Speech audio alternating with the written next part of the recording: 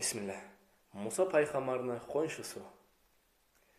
Kur'an'ımız buyura yakşı bolmakны, atanı ananı goňun almakny, hadiste yazılgan rahmu etmakny, olardan geçtirip olup getmakny. Cehennem ahlüde geçmey getkenler, sözüne tınlamay zulmu etkenler, koyuğuz onu dey süygen kuyunne, etmegiz yaman salıp tüyünne.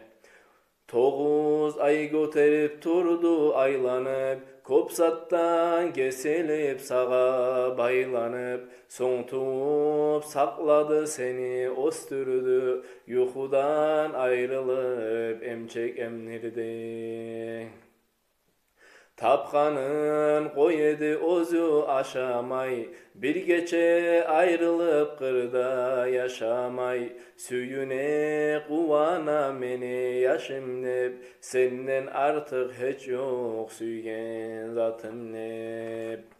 Ananı kıyını köptür karagız, kim bolur ananı hagın tüzetip, yakşı bolsun ana bulan aragız, karıvun kaytarıp tazalap getip.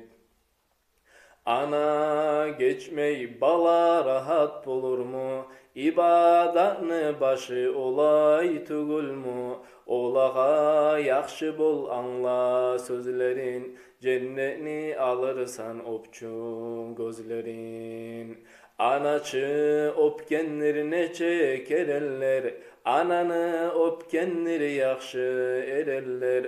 Allah razı bola süyse olanı, tanıma bolasan yakşı balanı.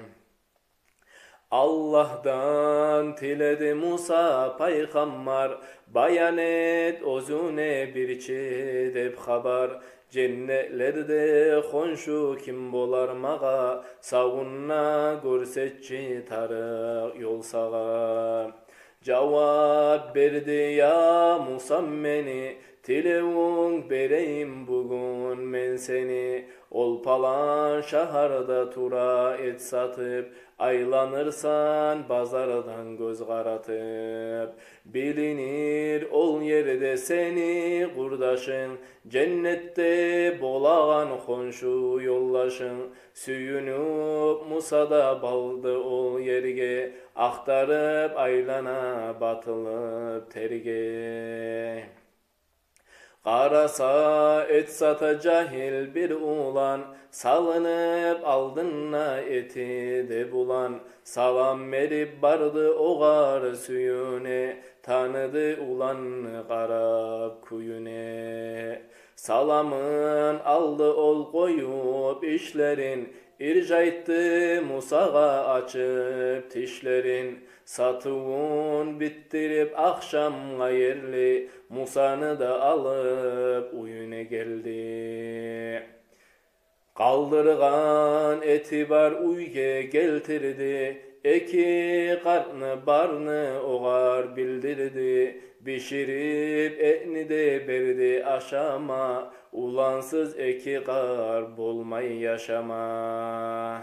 Çetenge salıngan bolmay terbenip, karamasa barıp barı da bilinmey. Toygan soň etti o karlar dualar, konşu bolsun sağa Musa paygambar.